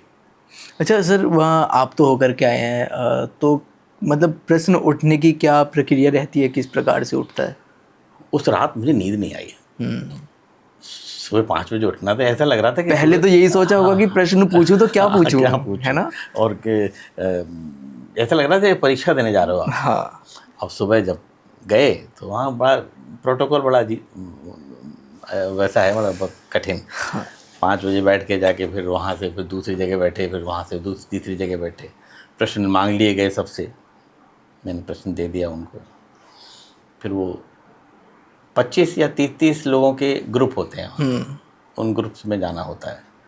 तो उस ग्रुप्स में भी लोग लगभग 25 लोगों के लगभग 18-20 लोगों के सवाल थे उसमें, लेकिन उसमें सिर्फ 3 लोगों के सवाल उठे थे, एक मेरा, उसमें एक मेरा भी था। क्या बात है। तो हम तो धन्य हो गए। हाँ अच्छा, फिर जब तीसरे नंबर पर हमारा सवाल पूछा गया तो हम अपने शांत भाव से बैठे थे। सिर्फ संत के दर्शन करने आए हैं यार। हाँ बिल्कुल वो संत के घर में आए हैं तो संत का अनुशासन मानना चाहिए। हम जिसके भी घर बिल्कुल जा रहे बिल्कुल हैं जाहिर है, उस घर का अनुशासन फॉलो करना चाहिए। करना चाहिए। मैं ये नहीं कर सकता था कि जैसे, अच्छा प्रश्न आपका आप नहीं पूछ सकते, वो दूसरा पूछेगा जो उनका हाँ अटेंडेंट जो है, उनके, हाँ जो उनके अटेंडेंट हैं साधु, वो पूछेंगे। उन्होंने प्रश्न पूछा, प्रश्न का उन्होंने जो जवाब होता है जेन्युइन जवाब वो दिया। अब जो जवाब वो दे रहे हैं वो जवाब मैं भी जानता हूँ। सही बात है। हाँ, क्योंकि शुरू से मेरी कविताओं वो सब चला आ रहा है। हाँ मेरी हर कविता में भगवान कृष्ण कहीं ना कहीं आ ही जाते हैं। बिल्कुल। और शुरुआत में अपने भगवान की आराधना से करता हूँ और अंत में कहीं ना कहीं भगवान कृष्ण का कोई अंतरा आ जाएगा, एक कोई लाइन आ जाएगी। तो वो सब मैं शुरू में कर रहा, लेकिन अब जैसा वो बोल रहे थे, अगर मैं बीच में उनसे कहूँ नहीं आप जो बोल रहे हैं ना वो तो मेरे को पता है, पता है मेरे को, हाँ। और मेरी कविता ये है, तो फिर वो अनुशासन, उनका प्रोटोकॉल टूटता। बिल्कुल, कहीं ना कहीं अनादर के रूप में भी वो आ जाता तो मैंने उनकी शांत भाव से उनकी बातें सुनी, और संत के मुंह से जो एक एक शब्द निकल रहा है वो आप ग्रहण कर लीजिए, क्योंकि ये पता नहीं आपके ऊपर कोई पूर्व जन्म का अच्छे कर्म होंगे जो आपको ऐसे बड़े संत की वाणी आपको सुनने को मिल रही हो है। रहे हैं और वाणी भी सुनने की। जो बोल रहे हैं ये मत सोचिएगा आप वो क्या बोल रहे हैं, कि आप कितना जानते हैं, आप कितना जानते हैं, आप सब जानते हैं, हम पढ़ा है हमने। वो जो बोल रहे थे वो सब मेरा पढ़ा हुआ था। हाँ। लेकिन वो एक संत के द्वारा जब वो बोल रहा है तो प्रमाणित हो गया कि आपने जो पढ़ा है वो सही है। क्या बात है। क्योंकि उनका अनुभव है, हाँ हमारे पास अनुभव नहीं है। अगर वो आपका जो आपके मन में है वो अनुभव अगर प्रमाणित होता है किसी संत के द्वारा, तो फिर ऐसा लगता है कि आप सही दिशा की, आप सही दिशा में हैं। हाँ। तो उस दिन मुझे यही लगा कि विष्णु सक्सेना तुम सही दिशा में हो। और अब जिस हिसाब से आपकी उम्र बढ़ रही है उस हिसाब से हमको जिस दिशा में जाना चाहिए वो दिशा हमारी सही चल रही है, हम भटके नहीं हैं। तो प्रेमानंद जी जो हैं उनकी बड़ी कृपा हुई, जो उन्होंने दर्शन दिए, हम उनके पास बैठे इतनी देर। अब कभी जब दोबारा जाने का अवसर होगा तब उनसे अपनी बात रखेंगे। मेरे पास बहुत सारे लोगों के फ़ोन आए बाद में कि हमारा भी नहीं, उन्होंने ये कहा कि सर एक कसक रह गई, आपने उनके सामने अपनी कविता क्यों नहीं सुनी? मैं वहीं आने वाला था। मैं सच बताऊं, मेरा अगला प्रश्न यही होता कि सर आपने उनको अपनी कविता, मतलब परिचय तो लिखा होगा आपने उसमें? हाँ लिखा था, नाम लिखा था मैंने, अपना केवी लिखा, मैं कवि हूँ। हाँ। तो उनका कहना था कि आपकी कविताओं तो पहले से ही है, आप उनको कविता सुनाते तो सही। मैंने उनको यही कहा, मैंने भैया मैं उनको सुनने गया था, दूसरे के घर गया था, इसलिए उनके अनुशासन में मेरा रहना पहला धर्म बनता है। हाँ। और अनिरुद्ध आचार्य जी के का तो काम ही अलग है साहब। हाँ। अद्भुत काम है उनका। मैंने तो जैसा उनकी छवि दिमाग में थी, क्योंकि उनकी रील्स और मीम्स देखा करता तो ऐसा लगता था कोई मजाकिया टाइप का आदमी है। तो वो जो काम कर रहे हैं बहुत बड़ा काम कर रहे हैं। हम उनके जब वृद्धाश्रम में गए वहीं उन्होंने रुकाया हमको। 299 माताएं थी। क्या बात है। और उन माताओं को, निराश्रित माताएं जिनके पुत्र और पुत्रियां छोड़ के चले गए, वो निराश्रित माताओं को जो 75 वर्ष से लेकर के 98 वर्ष तक की थी, क्या बात है, उन माताओं को का जीवन यापन कर रहे हैं, निर्वाह कर रहे हैं, उनको रख रहे हैं, उनकी सेवा कर रहे हैं। हाँ। और ये भी नहीं कि यूं ही भर दिया हो, पूरे तरीके से, बहुत तरीके से सबके रूम्स बहुत साफ सुथरे, सबके रूम में एसी लगा हुआ है। मैं भी सर गया हूँ उनके उस आश्रम में, मैंने देखा सबकी बेडशीट बहुत साफ सुथरी, जो कपड़े पहन रही हैं जो माताएं वो बहुत साफ सुथरे पहन रही हैं, और कहीं कोई गंदगी नहीं है। भोजन के लिए भी उनको लेने के लिए नीचे नहीं जाना है, उनके रूम के बाहर ये भोजन आ जाएगा, अपनी थाली उठाइए, भोजन ले लीजिए, खाइए। पूरी व्यवस्था बनी हुई है, बहुत वेल अप टू डेट व्यवस्थाएं हैं उनकी। और बहुत सेवा करते हैं। हर माता के नाम उनको पता है कि मैया तुम्हारे बेटे का फ़ोन आया कि नहीं आया, नहीं आया, अब तो तुम ही मेरे बेटे हो, मैं क्यों फ़ोन का इंतज़ार करूं। देखो उन्होंने उनको अपनाया तो उन्होंने भी दोनों तरफ से मतलब अपनापन बढ़ गया। कई प्रसंग तो ऐसे थे कि उनके उस प्रसंगों को देख करके आंखों में आंसू आ गए। कुछ बेटे ऐसे थे जिन्होंने अपनी माता पिता के संपत्ति को अपने नाम करवा लिया धोखे से, और उसके बाद छोड़ दिया, जाओ ये, बोले अब मैं कहाँ जाऊँगी, मर जाऊँगी, बोले मरने के लिए ये आपको सलफास दे रहे हैं, जल्दी मर जाओगी, जाओ। तब यहाँ आए। किसी को बताया होगा कि वहाँ पे आपका निर्वाह हो सकता है, तब वो वहाँ आ गए। एक लड़की ने अपनी माता को भेज दिया। एक बेटा ऐसा था जिसने हाथ पैर तोड़ दिए, हाथ टूटा हुआ था एक माँ का, वो वहाँ थी वहाँ पे। तो ऐसे लोग फिर वो बता रहे थे कि हम अंतिम समय में कहते हैं कि भाई अब आपकी माँ की तबीयत बहुत ख़राब है, उनके बेटों को फ़ोन करते हैं कि आपकी माँ की तबीयत ख़राब, कम से कम देख तो जाइए, हम आपसे पैसा नहीं मांग रहे हैं, कोई धन नहीं मांग रहे हैं, आप ये मत सोचिए कि हम फ़ोन इसलिए कर रहे हैं कि आप कुछ दे जाइए यहाँ पे, आप कम से कम अंतिम दर्शन तो कर लीजिए। माता पिता से तो मिलके उन तो चले बेटों के फ़ोन आते हैं कि हमारी कोई माता वाता नहीं है, हम आपको हमने आपसे कहा था कि आप हमारी माँ को रख लीजिए। तो माँ दम तोड़ देती है। फिर उन्हीं माताओं के दाह संस्कार, अंतिम संस्कार भी वही करते हैं, उन्हीं माताओं के 13वीं भी वही करते हैं। वाह। तो वो उनका काम बहुत बड़ा है। और कितनी उम्र है, 36, 34 या 36 वर्ष के हैं वो साहब।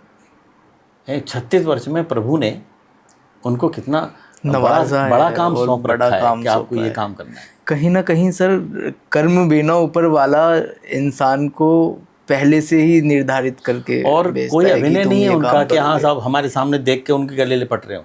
वो उन जो माताएं थी वृद्ध, उनके बिस्तर पे बैठ रहे हैं, उनके गले से लग रहे हैं, उनको उनके पाँव दबा रहे हैं। उनको ये भय नहीं कि इनका कोई इन्फेक्शन होगा, मुझे लग जाएगा ना। वो निर्भाव से निष्कपट होकर के, और कोई ऐसा अंदर कोई ऐसा भाव न रख के, जैसे ले जैसे उनकी माताएं एक साथ। और वो भी माताएं ऐसा समझती हैं जैसे इनकी बेटे ही है। रोज आती हैं इनको गले लगाते वक्त, क्योंकि 4-4 साल हो गए बच्चों के फ़ोन नहीं आए उनके पास। जिसको देखो वो सजा देता है, दोस्त बन कर के दगा देता है, वो तो माँ बाप का है दिल, वरना मुफ्त में कौन दुआ देता है। कितने अभागे हैं वो बेटे जो अपने माँ बाप को यहाँ छोड़ गए हैं। दुआएं मुफ्त में मिल रही थी उनको। आज अगर पुजारी को पैसे न दें वो भी दुआएं नहीं देता, भिखारी को पैसे न दें वो भी दुआएं नहीं देता। ये माँ बाप ही हैं, जैसे इनकी औलाद अगर 2 गालियाँ भी दे ले तो शायद उनके लिए बददुआएं नहीं निकलेंगी। अगर वही बेटे दोबारा फिर आ जाए ना लेने, तो ऐसे भाग के जाएंगी वो माताएं कि पूछो मत। बहुत बड़ा काम है सर, बहुत बड़ा। और मैं सर थोड़ा सा भावुक हो गया हूँ। और ये हमारी समाज की सच्चाई है। इतना पतित हो गया है हमारा समाज, हम कहाँ से कहाँ पहुँच गए। इस समय डिटोरिएशन का युग है ये। अगर हमने अपने परिवार बचा लिए ना, परिवार बच गया तो हम अपने समाज को भी बचा लेंगे, देश को भी बचा लेंगे। हम अपने परिवार को तो बचा नहीं पा रहे, अपने माता पिता को तो रख नहीं पा रहे, हम भाई से के बगल में नहीं रहना चाह रहे, भाई को नहीं अपना पा रहे, तो कैसे पड़ोसी को अपना लोगे आप। तो अगर हमने परिवार बचा लिया तो हम सब कुछ बचा लेंगे। जिस माँ ने आपको पाला, जन्म दिया, आपके पेशाब में सोई है वो, गीले में, और आपने जब आप काबिल हो गए तो आपने उसको एक रद्दी कागज़ की तरह निकाल के फेंक दिया उसे। इसका कारण क्या हो सकता है सर? यदि कारण हो गया हमारी अति महत्वाकांक्षाएं। ये सवाल बहुत गहरा सवाल है। कारण क्या है? ये संस्कारों की कमी है। हमने सर संस्कार भी तो वहीं से मिलते हैं ना, वही तो माता पिता देते हैं। हाँ, वहाँ भी हैं कुछ। फिर उनके संस्कारों में क्या कमी रह जाती है? संस्कार देने में कमी रह जाती है, ग्रहण करने में कमी रह जाती है? आदमी परिवार से ज़्यादा भी समाज के बीच में रहता है। वो समाज से जो लेता है ना, वो फिर उसके अंदर घर कर जाती है। वो दुनिया देख रहा है ना, ये सब चल रहा है। अति महत्वाकांक्षाएं चाहिए उसको, महत्वाकांक्षाओं के वशीभूत होकर के ये सारी चीज़ें हो रही हैं। अर्थ प्रधान हो गया युग। जिनको कहता है तू अभागे हैं, तेरी नींदों के लिए जागे हैं। उसको पता नहीं हम कर क्या रहे हैं। क्या बात है। हाँ। जिनको कहता है तू अभागे हैं, तेरी नींदों के लिए जागे हैं, इतना मद में क्यों चूर होता है, तेरे बेटे भी तेरे आगे हैं। क्या बात है। कहीं ना कहीं करनी तो सामने आती होगी, करना तो पड़ेगा आपको, सामने तो आती होगी। जो हम कर रहे हैं उसका फल तो हमें भोगना पड़ेगा ही पड़ेगा। मैं जो बता रहा हूँ कहाँ से कहाँ तक आ गए। हाँ। हम तो वरदान को भी शाप समझ बैठे हैं। हम तो वरदान को भी शाप समझ बैठे हैं। सामने पुण्य है और पाप समझ बैठे। बैठे हैं। पहले माँ बाप को दौलत ही समझते थे हम, पहले माँ बाप को दौलत ही समझते थे हम, आज दौलत को ही माँ बाप समझ बैठे हैं। ये ये सबसे बड़ा कारण है तब सर। गड़बड़ हुआ है। ये कारण है सर सबसे बड़ा, ये सबसे बड़ा कारण है। सबसे बड़ी जो रूट ऑफ कॉज है ना, हाँ। वहाँ है। पैसा मिल जाना चाहिए बस। सर मैं दूसरी तरफ आता हूँ और मैं सच में मैं भावुक हो गया सर, और कैसे खुद को संभाला है मैं नहीं बता सकता, क्योंकि मेरे घर में भी दादी हैं। दादाजी की थोड़ा जल्दी ही देहांत दादाजी का हो गया, माता पिता हैं, लेकिन मैं शुक्रगुज़ार हूँ उस खुदा का कि उसने मुझे ऐसे घर में, ऐसे परिवार में नवाजा है, ऐसा घर, ऐसा परिवार दिया है। मैं चाहता हूँ कि जैसा मेरा घर परिवार है, जैसी मेरी फैमिली है, जैसा मेरा गांव है, हर एक इंसान को ऐसा घर, ऐसा परिवार दे, हर एक इंसान को। और मैं खुदा का, ईश्वर का सबसे बड़ा ये गिफ्ट, ये तोहफ़ा मानूंगा कि उसने सबसे पहले तो मुझे ऐसा परिवार दिया, और दूसरा ऐसी बुद्धि, ऐसा तेज दिया कि मैं आप जैसे लोगों से मिल पा रहा हूँ। जिसने परिवार की वैल्यू समझ ली ना, वो कभी भी असफल नहीं हो सकता। परिवार की ताकत बहुत बड़ी ताकत होती है, और हमने वही चीज़ सबसे पहले खोई है समाज में। हमने परिवार को ख़त्म कर दिया। जॉइंट फैमिली होती थी, वो जॉइंट फैमिली के कितने बड़े फ़ायदे हुआ करते थे, वो फ़ायदे शायद हमारी जो नई जनरेशन आ रही है वो नहीं समझ पा रही है। जो बच्चे होते थे यूं ही पल जाते थे, पता नहीं पड़ता था। मैं अपनी ही बात करूंगा सर, मैंने तो बाकी लोग नहीं देखे। आपके दौर में कैसा ज़माना था मैंने नहीं देखा। मैं तो जिस दौर से मैं गुज़र रहा हूँ, या जिस दौर में मैं जिया हूँ, तो अपने घर तो मैं कम ही रहता था। पड़ोस से, जैसा कि माता जी बताती हैं, पड़ोस से मेरे को बुलाया जाता था कि हाँ, यही होता था। और चाचा चाची ताई के पास रह रहे हैं, माँ को पता ही नहीं है कहाँ है विष्णु है। खाने के टाइम पे भी ढूंढ रही है कौन किस घर में है, कौन से कमरे में बैठा हुआ है। तो कोई बच्चा बीमार पड़ रहा है तो पता भी नहीं पड़ता था कि कैसे जल्दी ठीक हो गया। सर मैं चाहूँगा कि अब थोड़ा सा अंतिम की तरफ हमें बढ़ना चाहिए, और बहुत सारी बातें और तमाम प्रकार की बातें हुई, और बात ख़त्म करने का मन नहीं कर रहा, लिटरली ख़त्म करने का मन नहीं कर रहा। पार्ट 2 कर लीजिए कभी।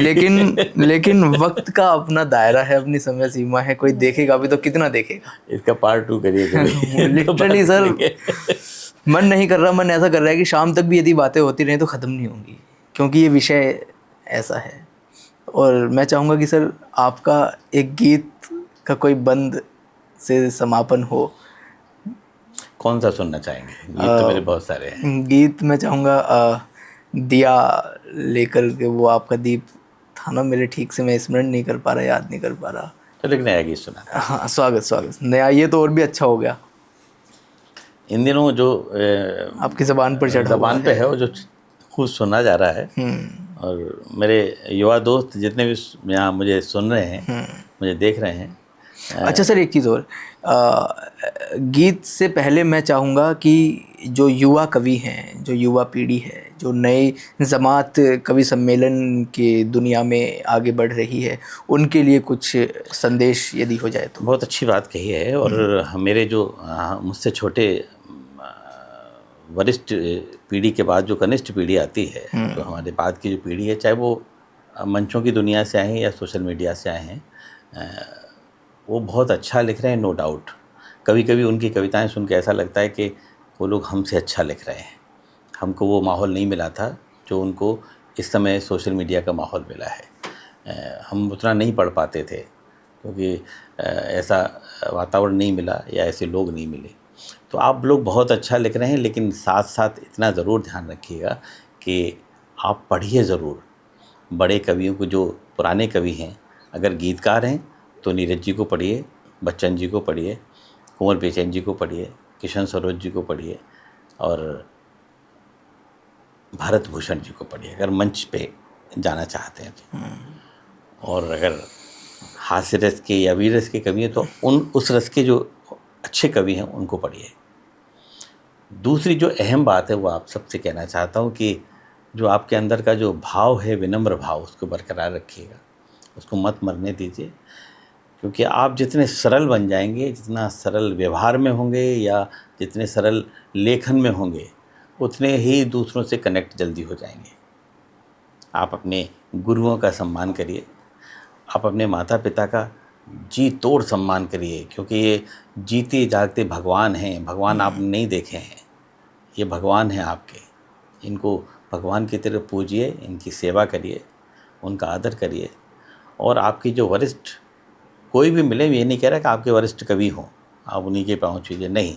आपसे उम्र में जो भी बड़े हों, जिनसे आपको ऐसा लगता हो कि इनसे कुछ सीखा जा सकता है, चाहे वो कविता के क्षेत्र में हो या सामाजिक जीवन को जीने के लिए कुछ टिप्स मिल सकती हों, अगर आपको लगता है कि थोड़ा सा भी हमसे ज्ञान में बड़ा है, तो उसके पाँव छू लीजिए। कुछ नहीं आपका बिगड़ेगा, आपको कुछ ना कुछ मिलेगा, आपको आशीर्वाद मिलेगा।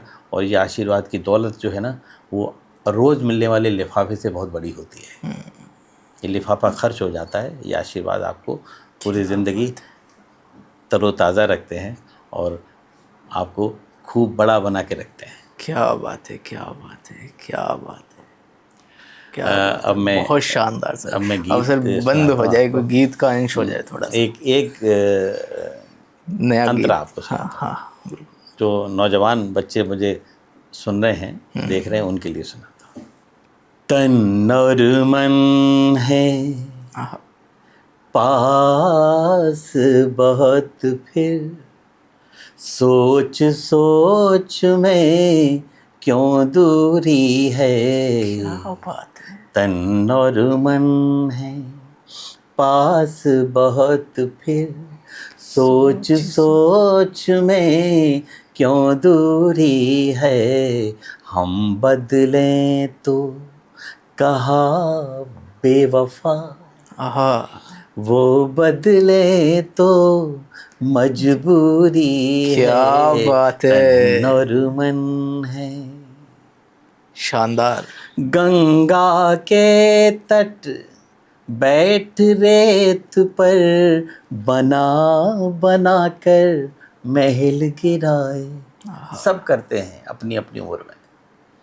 गंगा के तट बैठ रेत पर बना बना कर महल गिराए।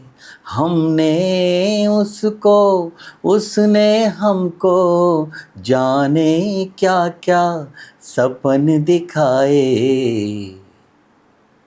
कल सपने में मांग भरी थी, हाँ, कल सपने में मांग भरी थी, कल सपने में मांग भरी थी। हाथ अभी तक सिंदूरी है। हम बदलें तो कहा बेवफा, वो बदले तो मजबूरी है। तन और मन है। और जब अंत कर ही रहे हैं, तो जैसा कि प्रेमानंद जी ने कहा था कि अपने शुरुआत का भगवान को समर्पित कर दीजिए और अंत भगवान को सौंप दीजिए। तो मैं एक अंश और सुनाता हूँ, स्वागत है सर। क्योंकि ये गीत बहुत पुराना है और तुमने उसी गीत से शुरुआत की थी इस पॉडकास्ट की। उस गीत से अंत करता हूँ। बिल्कुल स्वागत है सर। अब तक मैं ये समझता रहा कि ये गीत मैंने लिखा है, लेकिन अब आके ऐसा लगने लगा ये गीत मैंने नहीं लिखा, लिखवाया है किसी। परमात्मा ने लिखवाया है। तो आप अपनी दृष्टि बदल लीजिए। मैंने जब वहाँ से वृंदावन से आने के बाद अपने सारे गीतों पे नज़र दौड़ाई, तो ऐसा लगा कि ये सारे गीत भगवान के लिए ही लिखे गए हैं। क्या बात है। आप अपनी दृष्टि बदल दीजिए बस। वो गीत अपनी दृष्टि नायक नायिका की तरफ न ले जाकर के ऐसा लगे कि आप भगवान के चरणों में बैठे हुए हैं, अब गीत सुना रहे हैं आपको। तो वो सारा का सारा पूरा गीत जो है आपके, वो ऐसा लगेगा मैंने इनके लिए लिखा है।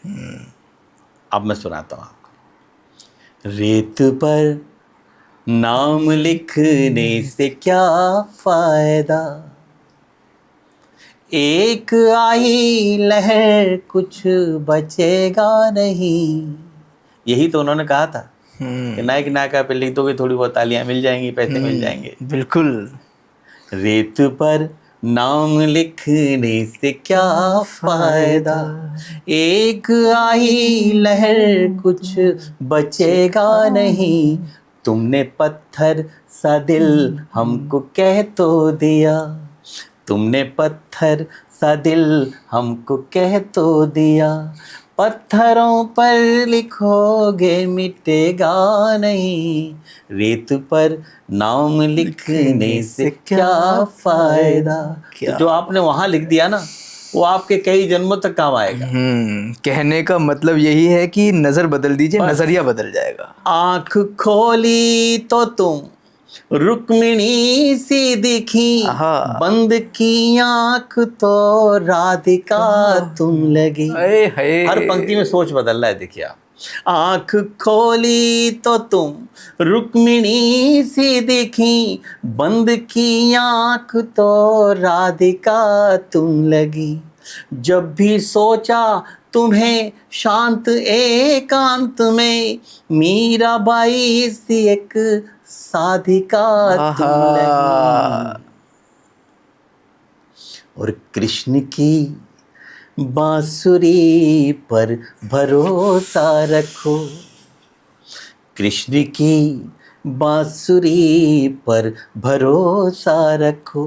मन कहीं भी रहे पर डिगेगा नहीं, रेत पर नाम लिखने से क्या फायदा।